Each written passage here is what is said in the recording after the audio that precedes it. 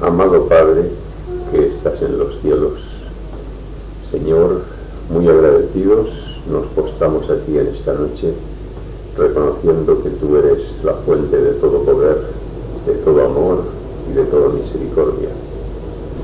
Y solamente en ti podemos hallar lo que complace y satisface todas las necesidades de nuestra alma. Por esto acudimos a ti y te suplicamos que nos guíes una vez más al abrir tu palabra, para que toda verdad y toda sabiduría nos sea mostrada, nuestra mente esté abierta y seamos comprensivos a estas maravillas divinas, y que así podamos cada vez allegar más poder de lo alto, para vencer las tinieblas, para santificar nuestras vidas, para prepararnos para ese fin que se acerca. Te damos gracias de que va mejorando esta querida familia en cuanto a esa gripe. Te suplicamos que les ayudes tanto en la salud física como espiritual y les fortalezcas en todo. Te lo pedimos en el nombre de Jesús. Amén. Amén. Pues vamos a buscar unos textos. Éxodo capítulo 20, que puede buscar Éxodo 20. Sí, Antón mismo, y en Hechos 17, Mercedes.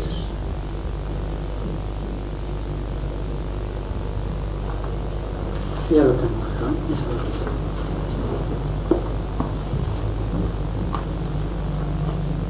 ¿no? En Éxodo 20, del 4 hasta el 6. No harás para ti imagen de escultura, ni figura alguna de las cosas que hay arriba en el cielo, ni abajo en la tierra, ni de las que hay en las aguas debajo de la tierra. No te postrarás ante ellas, no las servirás, pues yo, el Señor tu Dios, soy un Dios celoso que castigo la maldad de los padres en los hijos hasta la tercera y cuarta generación de aquellos que me aborrecen, y que uso de misericordia hasta la milésima generación con los que me aman y guardan mis mandamientos. Muy bien. Bueno, entonces, según declara el segundo mandamiento, no debemos hacer imagen para efectos de culto de nada que haya arriba en los cielos, abajo en la tierra o en las aguas debajo de la tierra, quiere decir en ningún lugar. Las imágenes para efecto de culto están terminantemente prohibidas por la palabra de Dios, porque Dios sabe que la imagen aparta del culto al verdadero Dios. Así como el primer mandamiento nos enseña que debemos adorar solo al Dios creador y nunca a cualquier otra clase de divinidad, el segundo mandamiento nos enseña que respecto a ese Dios creador lo tenemos que adorar en espíritu y verdad, no a través de imagen, porque los que usan imágenes dicen que es que la imagen vale para elevar el pensamiento a Dios, que es el intermedio que facilita el camino. Según ellos es más fácil elevarse a Dios teniendo una imagen de Él delante de la vista, como si sirviese de escalón, diríamos, pero Dios opina todo lo contrario, y creo que la opinión de Dios es siempre la más cierta. Dios sabe que la imagen lo que hace es que la atención sea captada hacia la imagen y sea desviada del objetivo principal, que es ir hacia Dios.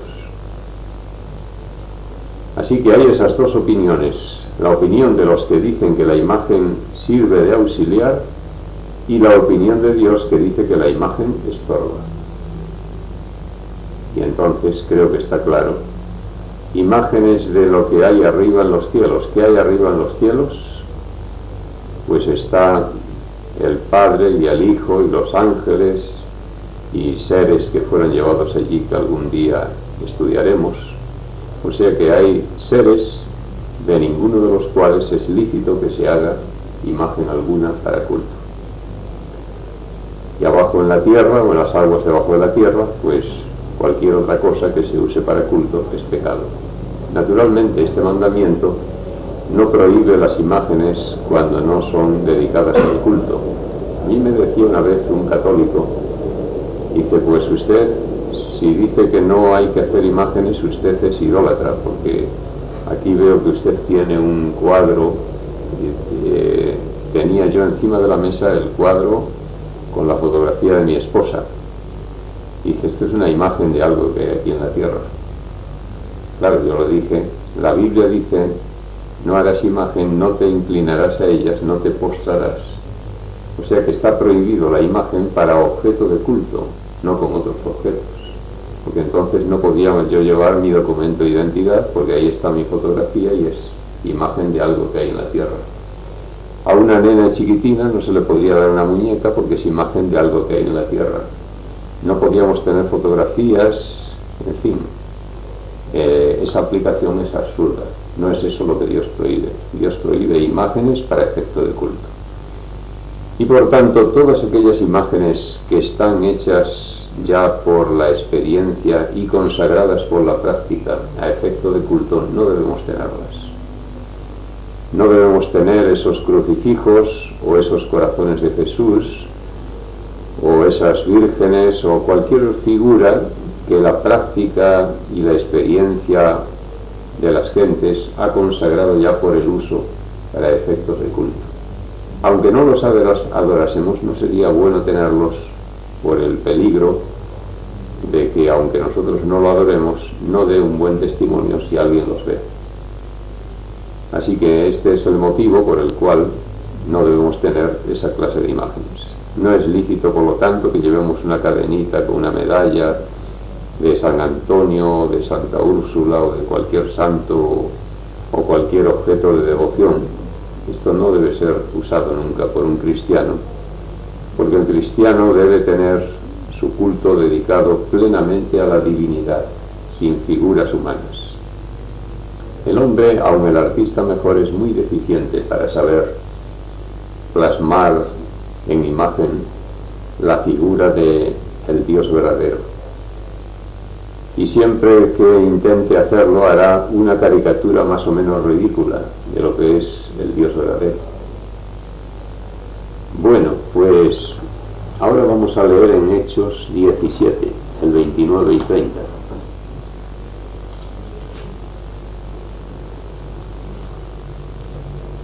Siendo pues linaje de Dios, no hemos de estimar la divinidad ser semejante a oro o a plata o a piedra, escultura de artificio o de imaginación de hombres. Empero Dios, habiendo disimulado los tiempos de esta ignorancia, ahora denuncia a todos los hombres en todos los lugares que se arrepientan. Muy bien. Así que Pablo dice aquí que si somos linaje de Dios, quiere decir familia suya, hijos suyos, no hemos de estimar que la divinidad se pueda representar por oro, plata, piedra, artificio, escultura de imaginación de hombres. Porque realmente es eso, cosa de imaginación de hombres. Y no hemos de estimar, si somos hijos de Dios, que a la divinidad se le pueda representar por esos materiales. Sin embargo, dentro del catolicismo esto se hace en gran medida. Por aquí tengo un número de la revista Selecciones del año 1957, Semana Santa en Sevilla. Y aquí nos habla de algunos casos curiosos.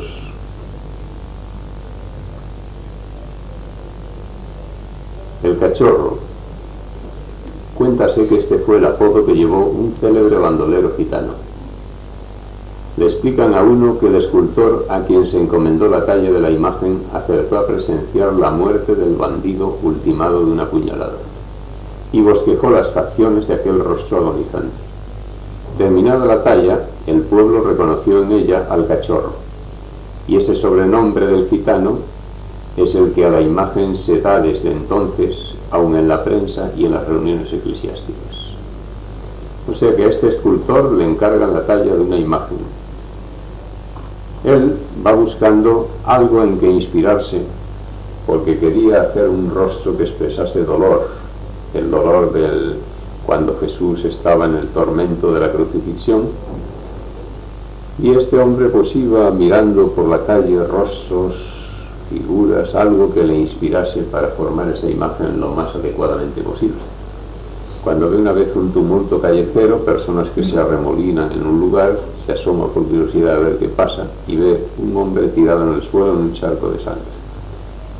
Un célebre bandolero gitano, que llamaban el Cachorro, conocía a todo el mundo por ese apodo, que está agonizando de una puñalada y con el rostro contraído por el dolor, y él enseguida, que iba buscando un rostro así, dijo: esta es la mía. Cogió, como era muy hábil, y con papel hizo su bosquejo de aquel rostro, de aquellas facciones, marchó corriendo a su estudio, allí trazó la imagen conforme a sus apuntes, con tal acierto que cuando sacan en la procesión esa imagen, todo el público gritó: ¡el Cachorro!, porque era la pura reproducción del Cachorro. Y llaman el Cachorro. Y le siguen llamando así. Sí, es famosísimo. Ahora díganme ustedes si el rostro de ese bandido era lo más apropiado para representar a un ser tan santo como es Jesús. Es un sacrilegio eso, un verdadero sacrilegio. Pero nada, ahí la gente, pues el Cachorro, pues adoraba al Cachorro. Además al paso se llama el Cachorro. Sí. Un amigo mío estuvo en la Semana Santa en Sevilla un año, en el que fue testigo presencial de una reyerta, porque los de la cofradía del Cachorro, en un cruce de cofradías que pasan cerca una de otra, empezaron los de la cofradía del Cachorro a recibir denuestos, palabras poco respetuosas de la otra cofradía, que empezó a decir que eso no era Cristo, que era una zapatilla rusa y que tal y que cual. Total, que los del Cachorro ofendidos empezaron a lanzar denuestos al Cristo de los otros. Y las palabras fueron abundando cada vez más gruesas y vinieron a las manos, sacaron navajas, hubo heridos, y si no interviene la Guardia Civil, allí es la guerra del Vietnam. Así que a esto conduce el culto de las imágenes. Y hay una gran profusión de imágenes y hay una gran predilección por unas en particular, que a veces trae consigo el desprecio hacia los otros. Lo cual quiere decir que el corazón, la devoción y el culto está puesto en la imagen.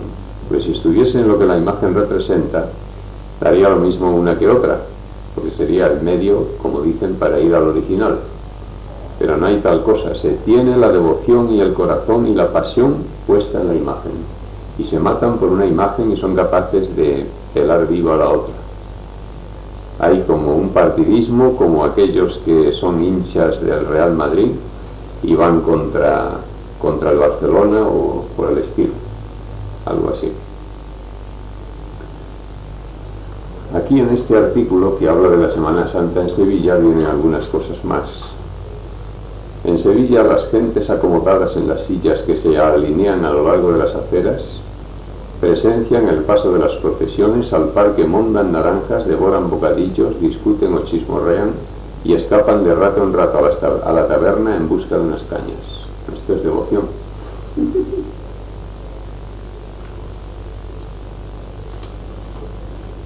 En días pasados la rivalidad entre las cofradías se exacerbaba en ocasiones hasta el punto de provocar sangrientas riñas callejeras.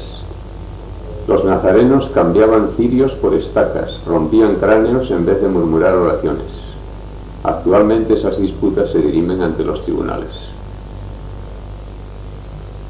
Una sola imagen, la de la Macarena, patrona de los toreros, llevaba en la última procesión joyas de un valor de 200 millones de pesetas. Cada una de las lágrimas de sus mejillas era una perla auténtica.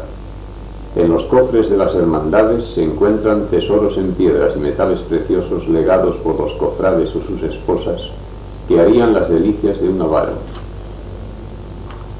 A esto conduce todas esas cosas. Así que, por eso dice que si somos hijos de Dios, no hemos de estimar que la divinidad se pueda representar por oro, plata, piedra, artificio de imaginación de hombres. Aquí tengo esta revista que está a la venta en muchos kioscos, fiestas y estaciones. El original es francés, pero hay una edición en español. Y vienen algunos datos curiosos poniendo de relieve, ridiculizando esa devoción popular por procesiones y todo esto. Una procesión con imágenes exóticas, y hace la pregunta, ¿fe o folclore? Aquí la gente asomada a los balcones y aquí van las imágenes. Está muy bien hecha esta pregunta. ¿Esto es fe o es folclore?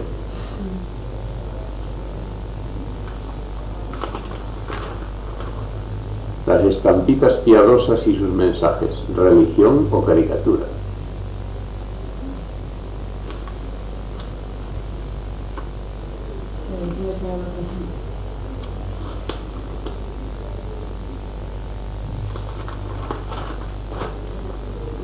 Aguas benditas y milagrosas, remedios mágicos,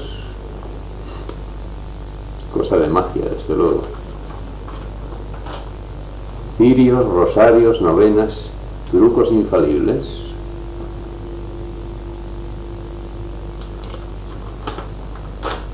Las medallas, un seguro contra la mala suerte. En la guerra había muchos que llevaban una medalla de detente bala. No sé si ustedes han oído. Pues sí, yo recuerdo en la guerra, en la zona nacional, claro, no en la zona roja. En la zona nacional iban muchos con la medallita que decía detente bala. ¿Por una cara o nada más que llevaba eso? Pues me parece que era eso solo. Los santos, sus estatuas, sus reliquias, fe o fetichismo.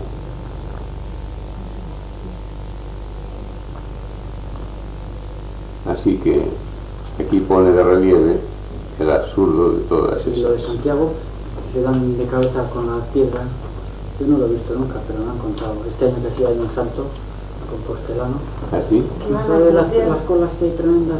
En Santiago, Y que hay una columna y se da la... No he estado allí. tampoco estaba, claro. Jesús, O sea que estaba, topan ahí con... tiene fotos. Sí, se ha hecho ya en la piedra Pero que y se no dan puedo. unos golpes tremendos. Y mi sobrino, que mi hermano que hay una este verano por ahí, pues nos estaba contando, ¿verdad? Como que hay una estatua, yo no sabía ese caso, pero debe ser, solo debe saber todo el mundo. Hay una estatua, no sé si es de Santiago, ¿En Santiago? y entonces los peregrinos van de rodillas Y se pega un cabezazo. y se dan allí, como que tú ves, a romperse los cuernos contra la estatua de Santiago, y cuanto más fuerte más, antes de... Podían poner un amortiguador. Pero gente que va dándose de cabezada.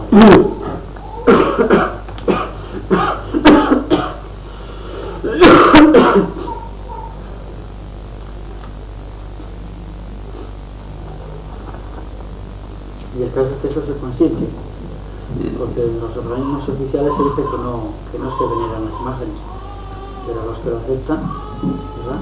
Claro. Que comulgan con esas ideas.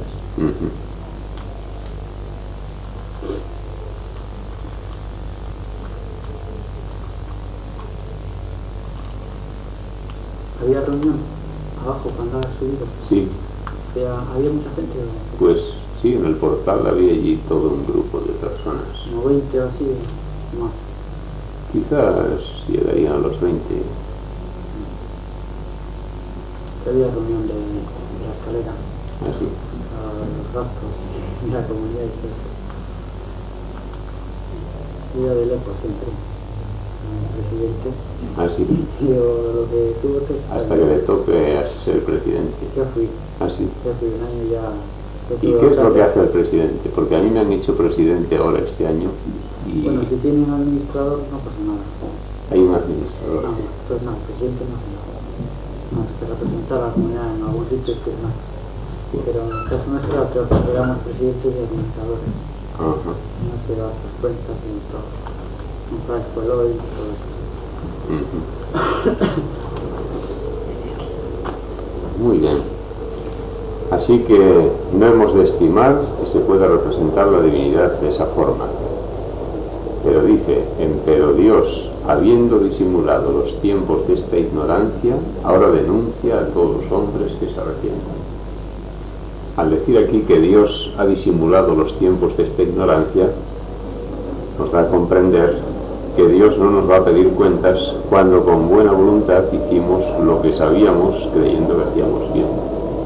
A mí me han preguntado algunas personas, hablándome de que cuando ellos practicaban esta devoción, que lo hacían con todo corazón y que creen que Dios les bendijo y que Dios les ayudó, han citado experiencias que se veía la mano de Dios, y les he dicho, pues yo no dudo que Dios pueda haberles bendecido, pueda haberles ayudado en su misericordia, pero no gracias a la manera como usted hizo su petición, sino a pesar de ello. Porque Dios tiene misericordia, comprende nuestra ignorancia, y lo dice aquí, que Él pasa por alto, en nuestra ignorancia pasa por alto esto, pero que ahora quiere que conozcamos la verdad para que nos arrepintamos. Dios es misericordioso, y como nosotros con nuestros pequeños pues tenemos atención a veces a su ignorancia. Yo me acuerdo una vez que llevaba una mesa de una habitación a otra, y cuando mi hijo era chiquitín se colgó de un lado de la mesa y decía, yo te ayudo, papá, y me hacía doble eso.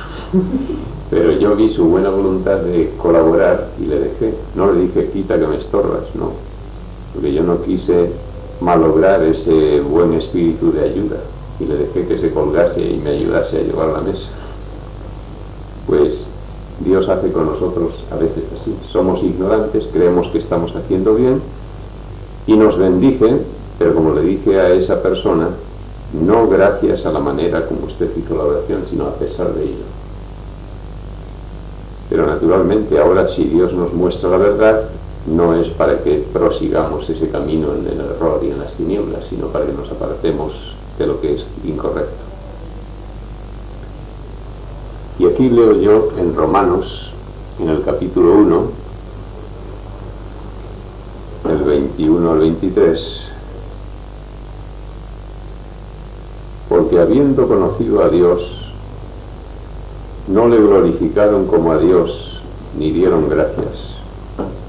Antes se desvanecieron en sus discursos, y el necio corazón de ellos fue entenebrecido. Diciéndose ser sabios se hicieron fatuos, y trocaron la gloria del Dios incorruptible en semejanza de imagen de hombre corruptible, de aves, de animales y de serpientes. Así que aquí dice de personas que habiendo conocido a Dios, no le glorificaron como a Dios, no le adoraron como Dios merece que se haga. Antes se desvanecieron en sus discursos. Esta es la posición de la Iglesia Católica. Dios ha dicho, no harás imagen para postrarte delante de ella.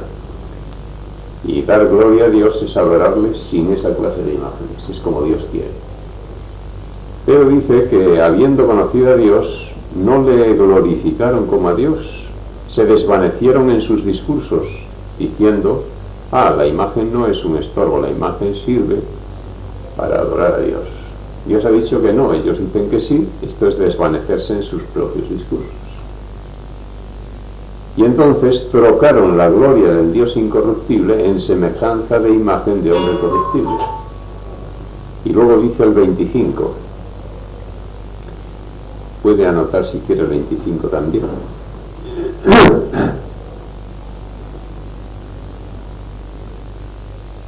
Los cuales mudaron la verdad de Dios en mentira, honrando y sirviendo a las criaturas antes que al Creador, el cual es bendito por los siglos.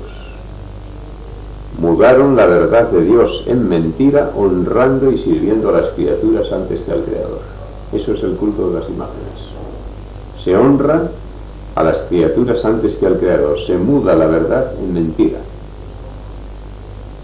En cuanto a que se honra a la criatura más que al Creador, nadie puede ponerlo en duda, porque yo he hablado con montones de personas que por una oración que hagan a Dios hacen 40 oraciones a sus santos preferidos o a sus santas o a sus vírgenes.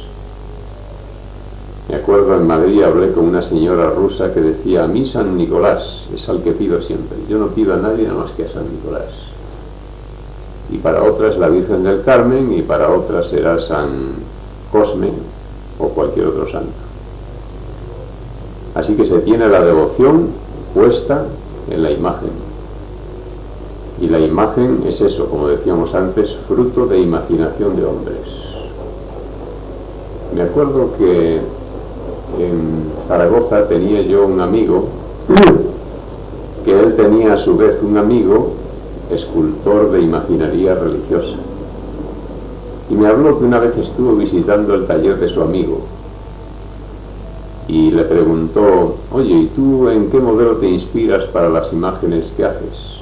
Él le dijo: no hay problema, lo primero que me viene a mano. Dice: ahora me han encargado en Monzalbarba una virgen, es un pueblo allí cerca de Zaragoza. Dice: pues he tomado a mi hija como modelo. Y llamó a su hija, una chica de unos 16 años, muy guapita, y posó allí al lado de la imagen, y era su reproducción perfecta, era la imagen de su hija. Luego allí en Monzalbarba le iban a hacer rogativas, allí iban a adorarla, iban a hacer toda suerte de liturgias a cuenta de su figura. Así que, fruto de imaginación de hombres. Y ahora vamos a buscar otros textos. Isaías 44, Antón, Salmo 115, Mercedes. Isaías 44. Eso es. El versículo 9 hasta el 20.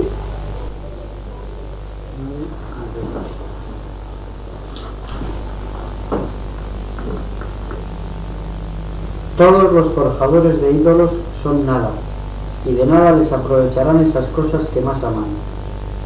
Ellos mismos, para confusión propia, son testigos de que los ídolos ni ven ni entienden. Quien pensó formar un dios fundió una estatua que para nada sirve. Todos cuantos tienen parte en esto quedarán avergonzados, porque estos artífices son unos hombres. Júntense todos ellos y preséntense, y temblarán todos, y quedarán confundidos. El herrero trabaja el ídolo con la lima, en la fragua, y a golpes de martillo lo forja, labrándolo a fuerza de brazos, y sentirá a veces el hambre, y desfallecerá, y si no bebe agua se fatiga. El escultor extiende la regla, forma el ídolo con el lápiz y le ajusta a las cuadras, le da su contorno con el compás, y saca la imagen de un hombre, asemejándole a un hombre bien parecido, que habita en una casa. Cortó cedros, trajo el roble y la encina criada entre los árboles del bosque, plantó un pino, que mediante la lluvia se hizo grande, y sírvese de estos árboles el hombre para el hogar, toma parte de ellos y se calienta, y con su fuego cuece el pan, pero lo restante fabrica un dios y lo adora, hace una estatua y se postra delante de ella. Una parte quema en la lumbre y con la otra cuece la carne para comer, y compone el asado, se sacia y se calienta y dice: bueno, me he calentado, he hecho un buen fuego. Mas del resto forma para sí un dios y una estatua, se postra delante de ella y la adora y le suplica, diciendo: sálvame, porque tú eres mi Dios. Son unos ignorantes, sin entendimiento, tienen embarrados los ojos para no ver ni ser cuerdos. No reflexionan, ni consideran, ni tienen seso para decir: yo quemé la una mitad al fuego, y cocí el pan sobre sus ascuas, aderecé las carnes y las comí, y del resto he de fabricar un ídolo, me he de postrar ante el tronco de un árbol. Una parte de este es ceniza, y un corazón necio lo adora, y no se desengaña a sí mismo diciendo: quizá la obra hecha por mi mano es una falsedad. Muy bien. Bueno, pues aquí precisan con detalle la formación de esas estatuas, de esos ídolos humanos, y dice cómo ese hombre que ha plantado un pino que se ha criado con la lluvia, lo derriba y saca de su madera parte de la madera para hacer un fuego con el cual calentarse, cocer el pan, asar la carne, pero ha quedado un resto de tronco, y ese resto se talla y se hace la imagen. Y de la misma madera que se ha hecho fuego para cocer, para calentarse, etc., se hace ese ídolo ante el cual esa persona se postra y adora. Y entonces Dios hace un llamamiento a la conciencia de esas personas y dice: tened vergüenza, prevaricadores.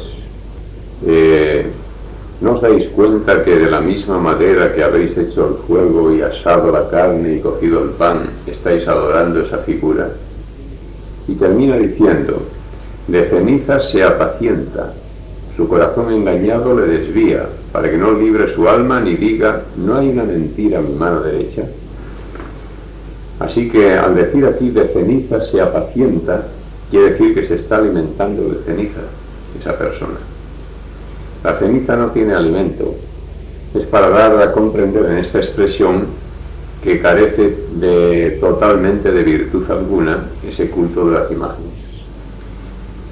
Así como una persona que se pusiese al régimen de comer ceniza se desnutriría y moriría de hambre en poco tiempo, espiritualmente el culto de las imágenes no puede alimentar la vida espiritual, y entonces hace que esas personas que siguen ese sistema, su vida espiritual esté a cero, que es lo que sucede con todos los que practican el culto de las imágenes. Eso no es alimento. Es alimento la palabra de Dios, es alimento la adoración al Dios verdadero, pero el culto de las imágenes desnutre totalmente la vida espiritual, es querer alimentarse con ceniza, es lo que dice aquí. Me acuerdo una poesía que leí de Fernán Caballero.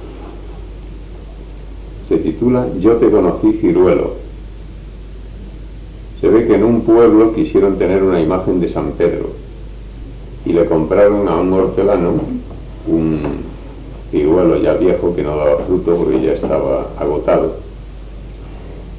Convinieron el precio, lo compraron, lo llevaron, lo tallaron, hicieron la imagen de San Pedro, y se dice que cuando el hortelano, el día de la fiesta y de adorar al santo, pasó por allí, vio como toda la gente le hacía reverencias y le adoraba, pues él dijo lo siguiente: gloriosísimo San Pedro, yo te conocí, ciruelo, y de tu fruto comí. Los milagros que tú hagas, que me los cuelguen a mí. Así que para este hortelano, ¿qué milagros podía hacer ya ese pobre ciruelo que había dado tanto fruto? Para él era un antiguo ciruelo, no había tal santo. Y es la pura realidad. Leamos en el Salmo 115, el 3 hasta el 8. Y nuestro Dios está en los cielos, todo lo que quiso ha hecho. Sus ídolos son plata y oro, obra de manos de hombres. Tienen boca, mas no hablarán, tienen ojos, mas no verán, orejas tienen, mas no oirán, tienen narices, mas no olerán, manos tienen, mas no palparán, tienen pies, mas no andarán, no hablarán con su garganta. Como ellos son los que los hacen, cualquiera en que en ellos confía. Bien. Aquí nos habla y pone en contraste al Dios creador con esos dioses de fabricación humana. Hace una comparación en contraste. Dice, nuestro Dios está en los cielos, todo lo que quiso ha hecho, tiene todo el poder creador. Pero esos dioses que fabrican los hombres no pueden hacer absolutamente nada. Y para detallar ese nada, dicen, tienen manos, no palparán, tienen pies, no andarán, tienen orejas, no oirán, ojos y no verán, y etc. O sea que quiere decir que son completamente impotentes para nada, en absoluto, porque son dioses muertos. Por eso a veces en la Biblia, en ciertas expresiones, habla del Dios vivo. Yo me acuerdo cuando empecé a estudiar la Biblia, que me encontré así en algunos pasajes eso del Dios vivo. Y yo decía, ¿por qué dirá el Dios vivo? Luego comprendí el porqué, para destacarlo y contrastarlo con esos dioses de fabricación humana que son muertos, que no son capaces de hacer nada. Y termina diciendo en el versículo que hemos leído, como ellos son los que los hacen, cualquiera que en ellos confía. Así que cualquiera que hace esos dioses y que confía en ellos, es como esos dioses, que son dioses muertos. Quiere decir que está muerto en la fe. No hay vida espiritual en esa clase de culto. Y ya que tenemos Isaías, ahí Antón, en el capítulo 46, el versículo 6 hasta el 9. Vosotros que sacáis del talego el oro y pesáis la plata con la balanza, y os ajustáis con un platero para que haga un dios, ante quien se arrodille la gente y lo adore, al cual llevan en hombros y le colocan en su nicho, y él allí se está, ni se moverá de su puesto, y aun cuando clamaren a él, nada oirá, ni los salvará de la tribulación. Acordaos de esto y avergonzaos, entrad en vosotros mismos, oh prevaricadores, renovad la memoria de los siglos antiguos, porque yo soy Dios, y no hay otro Dios ni nadie que a mí sea semejante. Bien, creo que aquí está muy claro, otra vez, la reprensión divina contra ese sistema, porque dice que aquí el Dios que fabrican, este ya es de más categoría que los anteriores. Aquí ya no es de piedra ni es de madera. Aquí dice que usan materiales preciosos, oro, plata, metales preciosos, alquilan un orfebre, un platero de categoría, para que talle esa imagen con esos preciosos materiales. Y cuando ya la imagen está terminada, dice que se la echan sobre los hombros, la llevan, la dejan en su lugar y allí se está y no se mueve de su sitio. Está aquí refiriendo lo que pasa en las procesiones. Se la echan sobre los hombros, la llevan, la dejan en su lugar, allí se está y no se mueve de su sitio. Le dan voces, no responde ni libra de la tribulación. Está aquí describiendo las procesiones. Hasta el año siguiente. Primero la pasean a hombres y luego la dejan allí hasta la próxima. Y eso del oro y la plata, porque los toreros, como es la patrona de ellos, pues si uno les regala una joya de $1.000.000, el otro de $1.000.000, como van $1.000.000 al día, pues hay una pugna a ver que las pendientes de perlas y de las lágrimas de perlas. Sí, claro. Bueno, total que podemos ver que Dios continuamente en la palabra está condenando todo ese sistema de imágenes. Y aquí en este texto que hemos leído termina diciendo: tornad en vosotros prevaricadores, tened vergüenza, que yo soy Dios y no hay más Dios, ni nada hay a mí semejante. Creo que es tan categórico como condena Dios el uso de las imágenes, que en fin, no quedaría ningún recurso, ningún pretexto para continuar con esto. No hay recurso alguno. Sin embargo, hay que ver cómo se agarran a ese clavo ardiendo los adictos a las imágenes. Yo hablé una vez con un cura que me dijo: bueno, pero es que usted lleva las cosas por unos extremos, porque cuando Dios dice en el mandamiento no hagas imagen de cosa que hay arriba en el cielo, se está refiriendo a que no hagamos imagen para adorar de aquella, como hacían los idólatras antiguos, que adoraban la luna y las estrellas y el sol. Y cuando dice no hagas imagen de cosa que hay en la tierra, pues está prohibiendo, por ejemplo, el culto del becerro de oro y las ranas de Egipto y todas esas figuras paganas que tenían los antiguos, pero las figuras, imágenes cristianas de santos, mártires, vírgenes, eso Dios nunca lo ha prohibido, ni que hagamos imagen de Jesucristo que está en los cielos. Y yo dije: bueno, usted opina así, pero vamos a ver qué dice aquí la palabra. Y le cité este texto de Deuteronomio 4, el 15 y 16. Guardad pues mucho vuestras almas, pues ninguna figura visteis el día que Jehová habló con vosotros de en medio del fuego, porque no os corrompáis y hagáis para vosotros escultura, imagen de figura alguna, efigie de varón o hembra. Aquí se les está recordando a los israelitas la experiencia del Sinaí, cuando dice: guardad mucho vuestras almas, porque ninguna figura visteis el día que Jehová habló con vosotros de en medio del fuego. ¿Qué día fue este? El del Sinaí, que Dios ordenó que nadie traspusiese cierto límite en torno al monte, que solamente Moisés podía subir para darle las tablas, y ese día, cuando la gloria de Dios se manifestó, había un fuego en la cima del monte resplandeciente, y el monte temblaba, y la voz de Dios pronunció con voz de trueno los 10 mandamientos. Allí estaban las gentes atemorizadas, postradas, sin atreverse a levantar la cabeza, aterrorizadas de toda esa imponente manifestación divina. Y recordando este hecho, Dios dice aquí: guardad mucho vuestras almas, que ninguna figura visteis el día que Jehová habló con vosotros en medio del fuego.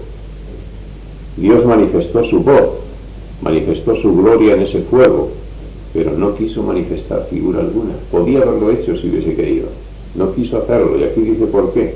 Porque no os corrompáis y hagáis para vosotros escultura, imagen de figura alguna, efigie de varón o hembra. O sea que, para que no hiciesen de él alguna figura, no quiso dejarse ver, porque Dios sabe que eso conduciría a la corrupción. Para que no os corrompáis, dice aquí. Porque empezarían bajo el pretexto de adorar a Dios en esa imagen, dando culto, pero terminarían adorando a la imagen y olvidándose de Dios. Corromperían su vida religiosa. Y entonces le dice aquel cura: aquí no habla del becerro de oro, ni habla de las estrellas, aquí habla de la imagen divina, que Dios no quiso dejarse ver, para que no hiciesen imagen de él. Entonces me dijo: bueno, y de Jesús, a Jesús sí que lo vieron. Digo: bien, a Jesús lo vieron, pero ha habido ahí un designio divino que quizás los humanos no podemos comprender, pero que está muy claro, para que no se conservase en absoluto imagen alguna de su Hijo. Porque Dios quiere que se conserve la imagen de su vida moral, de su vida espiritual, que está en los evangelios. Pero la imagen física, el Padre no quiso que se conservase, y no se conservó. No quitaron nunca ningún cuadro. ¿Y el trapo ese que le entró en la cara? ¿Ese famoso trapo? Sí, eso de la Verónica. Todo eso es fantasía. Es curioso que de los hombres anteriores del tiempo y también posteriores de la vida de Jesús se conservaron imágenes. Se sabe cómo era Séneca, o Platón, o Aristóteles, o Nerón. Por cuadros, ¿no? Por artistas que quedaron. Sí, por esculturas que se conservaron de ellos. Y se saben sus facciones. Ustedes en la historia habrán visto de Calígula, de Nerón, de Julio César, de hombres de aquel tiempo. Y se conserva la fisonomía exacta. Nada de imaginación, eso es exacto como era. En cambio de Jesús no se conserva nada, y los mismos católicos lo declaran así. Aquí tengo recorte de este periódico, El Ya de Madrid. Hasta la Alta Edad Media no se conocieron representaciones artísticas de la figura de Cristo. El primer documento iconográfico se contiene en el Cáliz de Antioquía. A la robusta fe de los cristianos primitivos bastaba la presencia real del Señor en la Eucaristía. O sea que los mismos católicos reconocen que hasta la Alta Edad Media no hubo imágenes de Cristo. Porque claro, como los cristianos conocían este mandamiento y lo cumplían fielmente, no hicieron figura, estaba prohibido hacer. Y cuando apareció la primera imagen en la Alta Edad Media, díganme ustedes, ¿quién sabía entonces ya cómo era la figura de Cristo al cabo de los siglos? Por eso cada artista lo pinta a su manera, y unos lo ponen más rubio, otros más moreno, unos con la barba más cerrada, otros más abierta, cada uno a su estilo, porque usan su imaginación. No se sabe cómo era. A Cristo lo vieron, pero ni Cristo ni el Padre han querido que se conservase su imagen física. Hay una imagen de Cristo que debe conservarse, debe ser hecha en el alma del cristiano. La imagen de Cristo, que es su vida moral, sus virtudes, sus enseñanzas, su vida espiritual plasmada en los evangelios. Al contemplarlo ahí, en una manera inconsciente, se va plasmando la imagen en el corazón humano. Y Pablo lo hizo también, que pudo decir: con Cristo estoy juntamente crucificado, y ya no vivo yo, ahora vive Cristo en mí. Esta es la imagen que tenemos que hacer. En esto no hay pecado, porque esa imagen no la hacemos nosotros, la hace el Espíritu Santo. Cuando el ser humano, por la contemplación de Cristo, por la lectura de los evangelios, por la oración como debe ser hecha, va contagiándose de Cristo sin darse cuenta, poco a poco, llega un momento en que en sus pensamientos, en sus sentimientos, en sus reacciones, está haciendo como haría Cristo en su lugar. Así hacía Pablo. Y entonces el Espíritu Santo está trabajando en el alma, plasmando esa imagen. De manera que la imagen impulse la vida a obrar como obraba Cristo. Esta imagen no es pecado, pero las que se hacen de mano de hombre es pecado. Y el que tiene esta imagen de Cristo en el corazón, como Dios manda, se ríe de todas esas imágenes, porque eso es, podemos decir, la falsificación. Tratar de consolarse con una miseria, como se suele decir, el que tiene hambre con pan sueña. El que tiene la verdadera imagen de Cristo en el corazón ve tan ridículas esas imágenes que es totalmente absurdo. Es una manera de querer sustituir con lo artificial lo que debería estar de natural. Es como me imagino cuando me cruzaba en Zaragoza con una mujer que se hizo famosa por sus pinturas. Una mujer que tendría ya sus 60 y tantos años, pero llevaba encima una droguería. Llevaba tal cantidad de maquillajes y pinturas que su rostro parecía un payaso, pero de los más payasos y peor pintados. Iba paseando por las calles más céntricas de Zaragoza, ya todo el mundo le llamaba Doña Pinturas. Y cuidado que estaba ridícula. Además yo creo que se le descolgaba la pintura de capa tan gruesa que llevaba.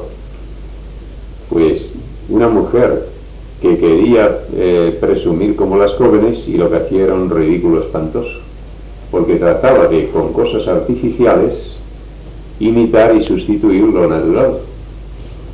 Pues esas gentes dentro del catolicismo que carecen de la vida moral y espiritual de Cristo que deberían tener y cultivar por el estudio de la Biblia y no la tienen, tratan de suplirla con esas imágenes que es la pintura de Doña Pinturas.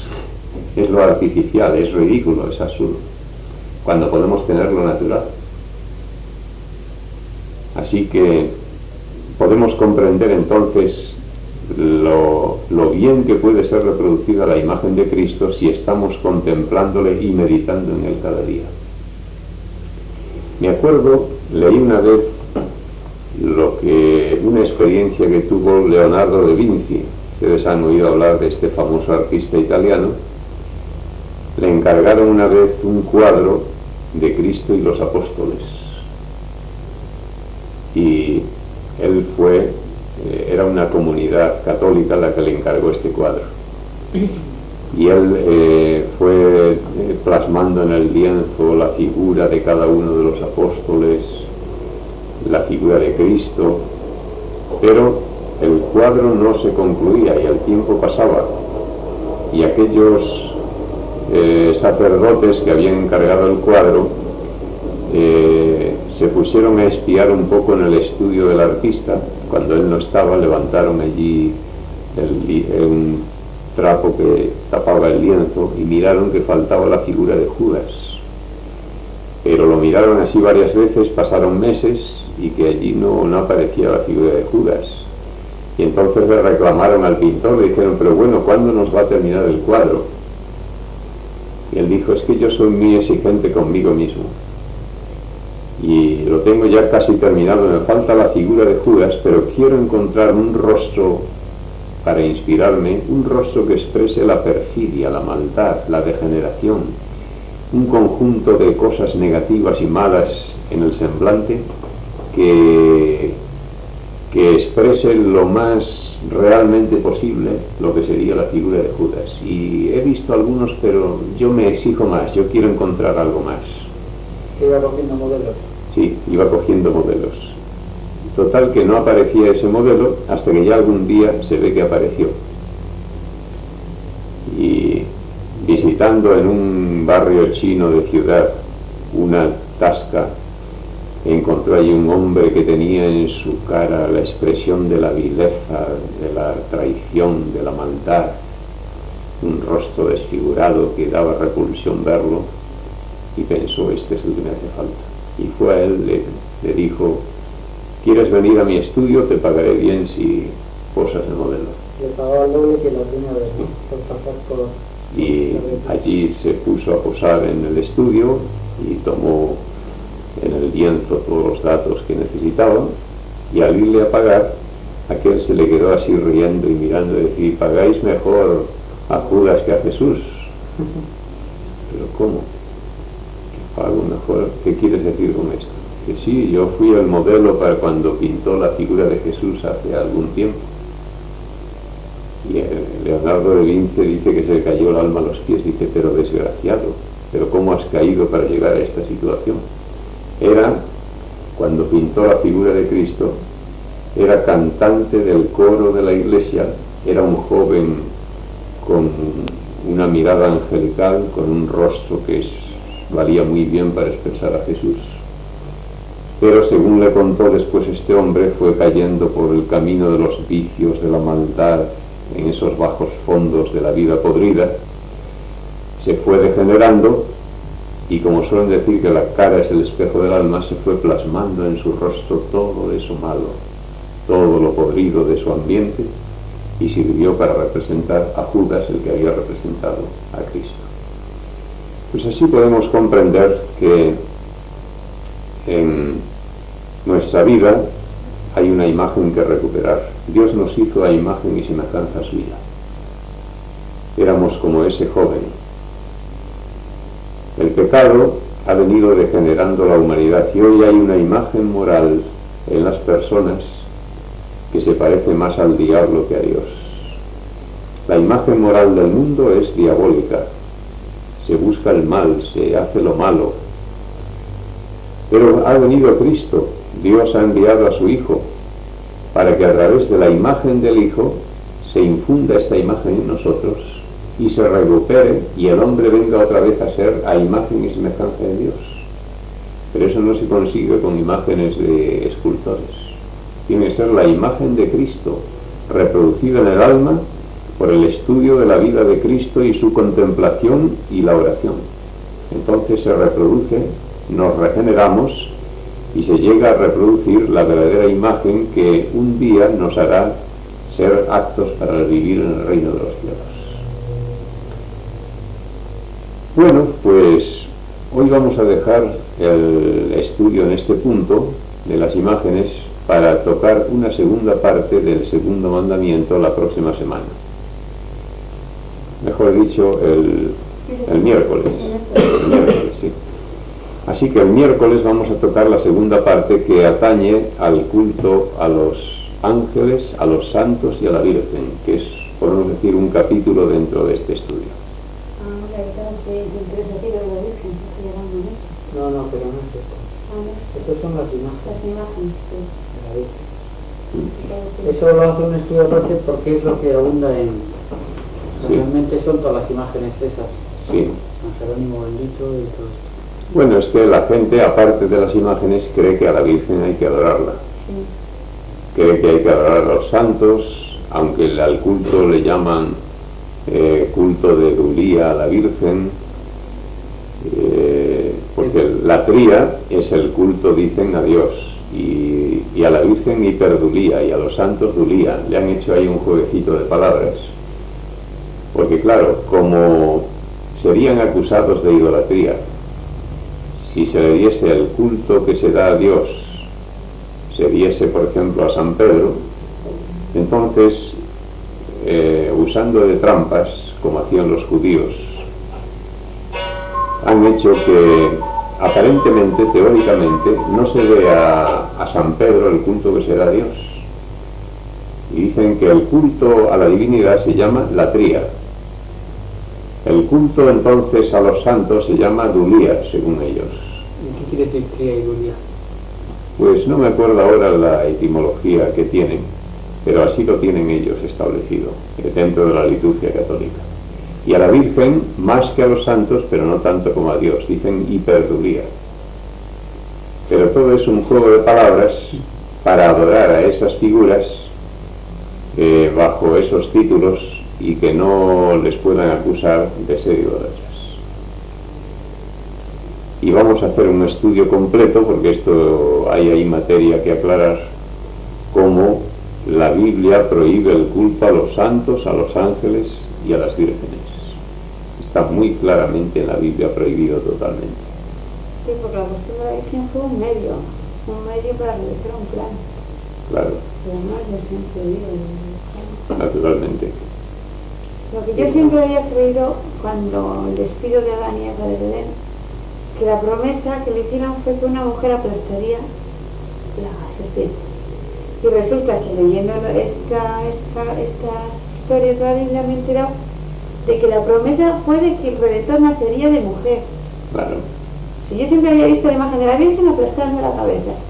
Y es totalmente diferente. Esto se ve claro, porque aquí en la promesa de Génesis 3:15, que es a la que usted se está refiriendo, dice, enemistad pondré, porque aquí habla a la serpiente Dios, enemistad pondré entre ti y la mujer, entre tu simiente y la simiente suya.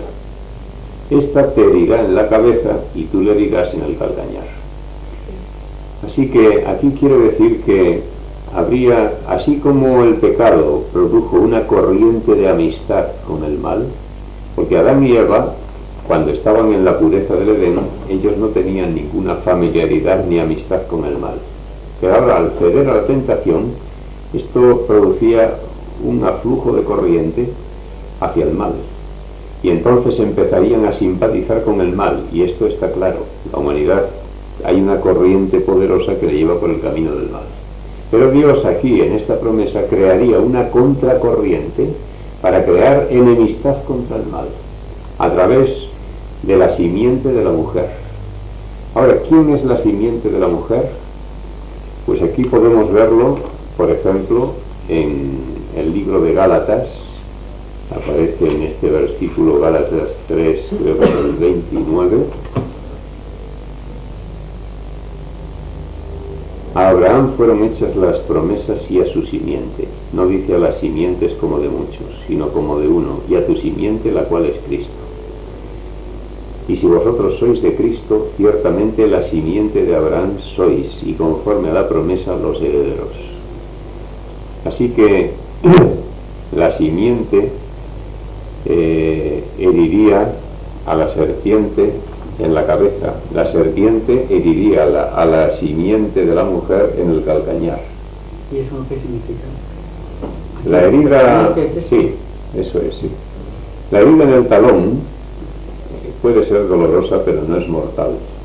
La herida en la cabeza es mortal. Y cuando Dios dice a la simiente, enemistad pondré entre ti y la mujer, entre tu simiente y la simiente suya, ella te herirá en la cabeza y tú le herirás en el calcañar. Quiere decir que iba a haber una lucha. A partir de aquí se menciona la lucha, la pugna que iba a haber entre justos e injustos, entre los que siguen a Jesús y los que siguen a Satanás.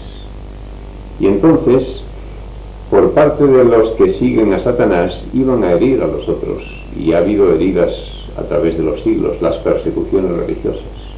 Pero todas las persecuciones religiosas son heridas en el calcañar. Hasta incluso cuando mataron a Esteban es una herida en el calcañar. ¿Por qué?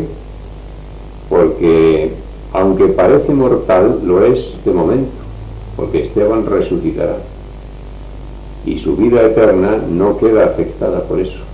Es una herida en el calcañar.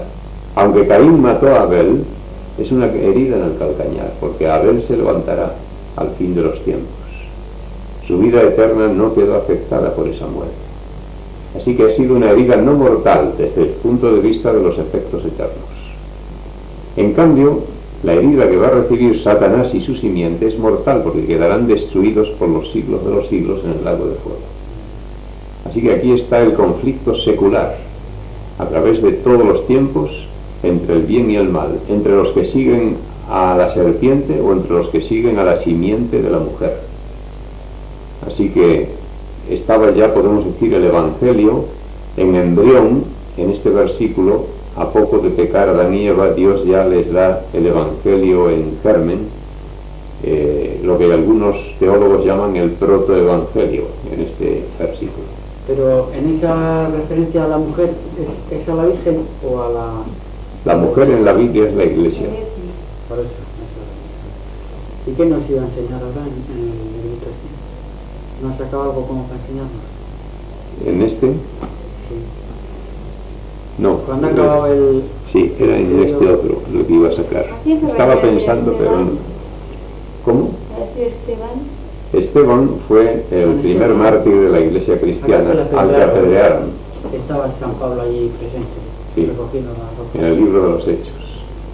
Los Hechos de los Apóstoles, ¿quién escribió este libro? Parece que fue San Lucas, según dicen. No fue San... es que antes, por lo que ha dicho usted, le he entendido como que lo había escrito San Pablo. No, es Pues aquí que... en Hechos dice San Pablo tal cual. Bueno, es que Pablo habla en Hechos. Habla en Hechos. Sí. Sí, sí, sí. Lo cual, como en San Mateo habla Jesús, por ejemplo, y no lo escribió Jesús. Y Lucas, que fue un discípulo de Pablo. Sí, puede ser. Sí. Lucas era médico, ¿no? Sí, Era ayudante o discípulo, seguidor de San Pablo. sí. Y de los 4 evangelistas, aparte de San Juan, ¿hubo algún otro apóstol? San Mateo. Mateo, sí. Marcos no, ¿no? No, Y Lucas tampoco. no. Son evangelistas, pero no apóstoles. Son muy posteriores. Pues aquí tengo un libro titulado Innovaciones del romanismo. Es un libro que pone al descubierto, es muy antiguo este libro, pone al descubierto las falsedades dentro del romanismo. Y sobre las imágenes trae algunas cosas adicionales después de lo que hemos estudiado. San Agustín, padre de gran autoridad entre los romanistas, cuando habla a su favor arguyendo contra las sutiles distinciones hechas por los idólatras gentiles de su tiempo, dice: pero a estas personas les parece que pertenecen a una religión más purificada y dicen: yo no adoro una imagen ni un demonio, esto no significa diablo sino un difunto. Y dice otra vez: pero algún contrario se presenta y muy sabio en su propio concepto dice: yo no adoro aquella piedra ni aquella imagen insensible, habiendo dicho vuestro profeta que tienen ojos y no ven, y no pueden ignorar que aquella imagen ni tiene un alma, ni ve con sus ojos, ni oye con sus oídos. Yo no adoro aquello, sino adoro lo que veo, y sirvo a aquel a quien no veo. Y de nuevo dice: y para que ninguno diga yo no adoro la imagen, sino lo que la imagen significa, se añade inmediatamente: y ellos adoraron y sirvieron a la criatura más que al Creador. Ahora entended bien, o adoran la imagen o la criatura. El que adora la imagen convierte la verdad de Dios en mentira. San Agustín está hablando aquí de aquellos que usan las imágenes y dicen: no, es que yo no adoro la imagen, adoro lo que ella representa, que es la posición del catolicismo hoy. Hay muchos que si ustedes les dicen que no adoran, no, si nosotros no adoramos la imagen, adoramos lo que representa la imagen, nos postramos ante la imagen como una representación de aquello. Pero San Agustín aquí le sale al paso con esto.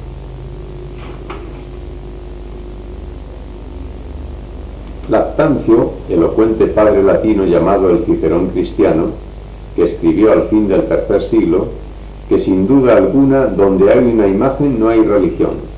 Creo que es una declaración muy categórica. Erasmo, que fue ordenado sacerdote en 1492, dice: hasta el tiempo de San Jerónimo, año 400, los de la verdadera religión no consentían imágenes ni pintadas ni grabadas en la iglesia, ni aun la pintura de Cristo. Nadie puede estar libre de apariencia o de superstición que se postre delante de una imagen o la mire intencionadamente y le hable y la bese. No solo eso, sino que solamente que ore ante una imagen. Añade todavía, Enrique Cornelio Agripa, teólogo de grandes y variados conocimientos que murió en 1555, dice: las costumbres corrompidas y falsa religión de los gentiles han infestado nuestra religión también, e introducido en la iglesia imágenes y pinturas con muchas ceremonias de pompa externa, ninguna de las cuales se encontró entre los primeros y verdaderos cristianos. Agobardo, obispo de León, en 816, dice: los padres ortodoxos, para evitar las supersticiones, previnieron cuidadosamente que ninguna pintura fuese colocada en la iglesia, para evitar que fuese adorado lo que estaba pintado en las paredes. No hay ejemplar en todas las escrituras o padres de la adoración de las imágenes.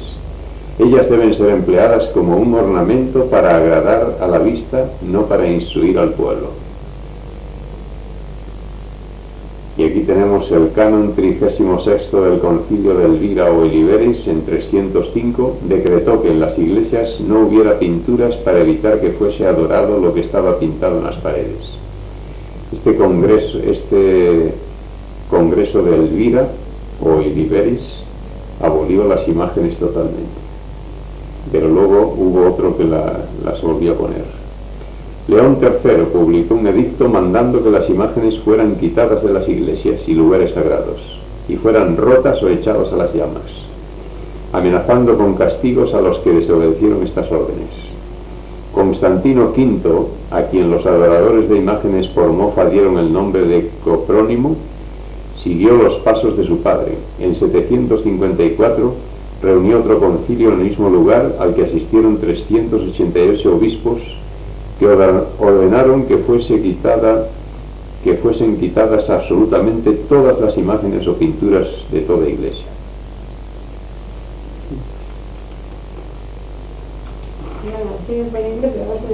En Nicea, concilio de Nicea, las imágenes fueron por primera vez permitidas autoritativamente. En 794 el concilio de Frankfurt, en su segundo canon, condenó dicho decreto del segundo concilio de Nicea y todo culto de las imágenes, como también lo hizo en 815 un concilio de Constantinopla, que decretó que todos los adornos, pinturas, etc. en las iglesias fuesen borradas. En 825 el concilio de París condenó el decreto del segundo concilio de Nicea, declarando que era grande error el decir que aún se podían conseguir ciertos grados de santidad por medio de las imágenes. Y el concilio de Rouen, año 1445, en su séptimo canon, condenó la práctica de dirigir oraciones a las imágenes bajo títulos peculiares, como Nuestra Señora del Remedio, Nuestra Señora de la Piedad, de la Consolación y otras semejantes, alegando que tales prácticas tendían a la superstición, como si hubiera más virtud en una imagen que en otra.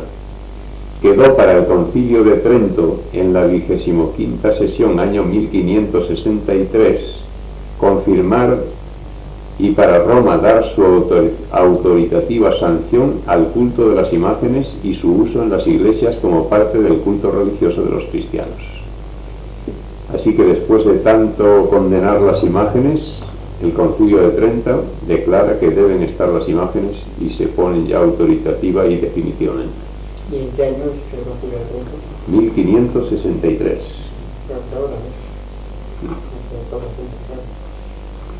Y es curioso que esto de la imagen de Santiago, el patrón de España, resulta que en la epístola de Santiago, la que escribió él mismo, no me acuerdo qué pasaje, pero viene a decir algo así como que él está, cuando se muera, que está bien muerto y que está dormido. Que no hace falta que rece nadie. Lo curioso es el fraude que hay a cuenta de todo eso. Hay un espantoso fraude, porque está demostrado plenamente que Santiago no estuvo nunca en España. No estuvo, pero es que lo han demostrado los católicos. El católico culto, el católico inteligente, ese sabe que todo eso es un cuento. Y yo he leído en un trozo de historia católica que tengo, que lo consideran un cuento para monjas y viudas piadosas. Porque el que conoce la historia sabe que Santiago ni estuvo, y es más, es que es imposible que pudiese estar, por ciertos acontecimientos que aclaran. Y se ha demostrado, en fin, tengo sobre esto varios documentos. Tengo la historia eclesiástica donde menciona todo esto. Por aquí tengo algunas notas, me parece. El que sí parece que estuvo fue San Pablo, ¿verdad? Por Tarragona. Pues puede que por lo menos él anunció que vendría a España. Si llegó a venir o no, pero él anunció que iba a hacer un viaje a España. Está escrito en... ¿Y Santiago cómo se llamaba? No se llamaba Santiago, pero se llamaba Jacobo, ¿no? Sí, Jacobo es Santiago, es igual. Santiago. Sí. Claro, toma aquí. O sea que aquí ya a las personas que se llaman Santiago se llaman ya con nombre de santo. Es como si le llaman a uno hoy San Mateo. Pedro. Sí. Como Sánchez es Sánchez, era un santo, y de Sánchez quedó Sánchez.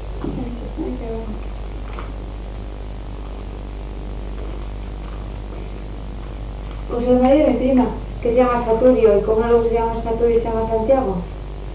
¿Y sabe que Santiago era de la familia? Aquí tengo un recorte del Heraldo de Aragón, en el que habla, dice: el padre Luis Rivera Claretiano, autor de su misal bíblico, edición 1966, en una nota introductoria a la misa de la festividad de Santiago Apóstol, dice estas palabras: su predicación en España no es sino una venerable tradición. Ve que esto lo declaran ellos. Y en otra nota introductoria a la misa de la festividad de Nuestra Señora del Pilar escribe lo siguiente: una piadosa leyenda cuenta que María, Madre de Dios, se apareció a Santiago, cerca de Zaragoza, para consolarle durante su también legendaria predicación por tierras de España. Esta fiesta celebra más bien la protección maternal de María sobre España y los países de habla española. O sea que los católicos, los teólogos, tienen varios detalles por los que han considerado la imposibilidad cronológica de que Santiago pudiese venir a España. Está descartado totalmente. Y lo único que hay es esa tradición, una tradición que no tiene otra cosa que su valor legendario nada más.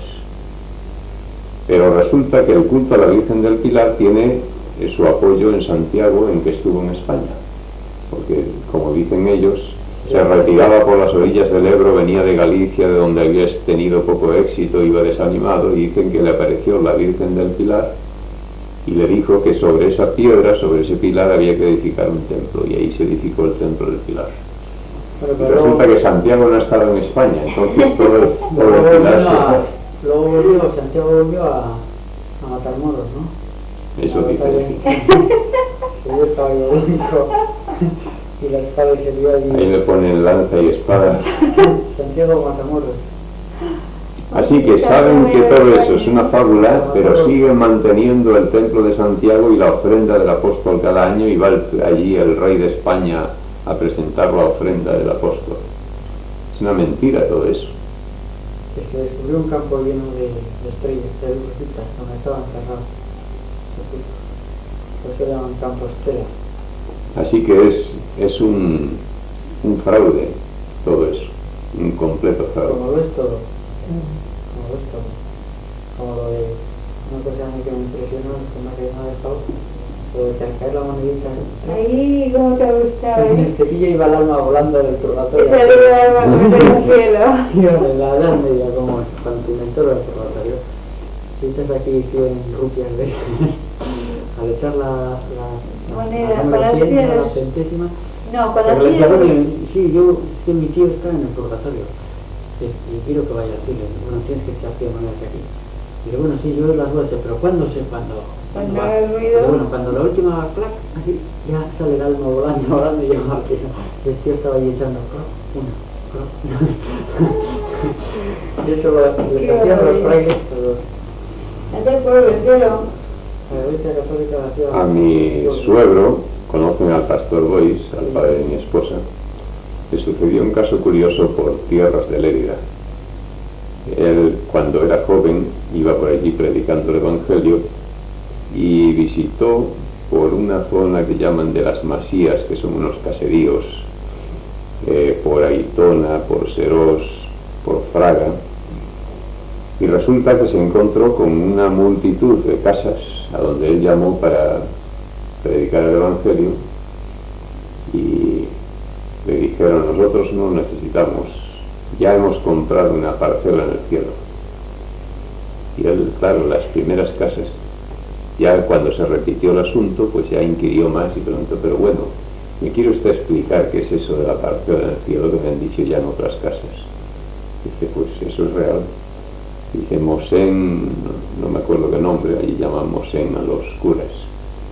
Mosén no sé cuántos, pues nos ha dado una participación, una parcela en el cielo, hemos pagado una cantidad y tenemos ya parcela en el cielo. O sea que iba vendiendo parcelas en el cielo y la gente se lo creía y pagaba ese dinero. Toda la gente incauta que se me Hasta donde llega la ignorancia. Ayer he leído un artículo de Cardenal Segura, usted lo habrá conocido, Cardenal Segura de Sevilla. Sí. El artículo escribía Serrano Suñé, que fue, bueno, que era el cuñado de Franco. El cuñadísimo que llamaban. Pues contaba anécdotas de cómo era. Dice que era un personaje que no era nacido hace 400 años. Y le llegó a Papa, bueno, más que Papa. Porque se las trajo tiesas. O por lo menos a Inquisidor Mayor. Se las trajo tiesas al mismo caudillo. Sí. Le hizo unos cuantos desprecios. No sé si usted sabe que cuando murió el cardenal Segura murió sin reconciliarse con el caudillo. Murieron enemigos el uno del otro.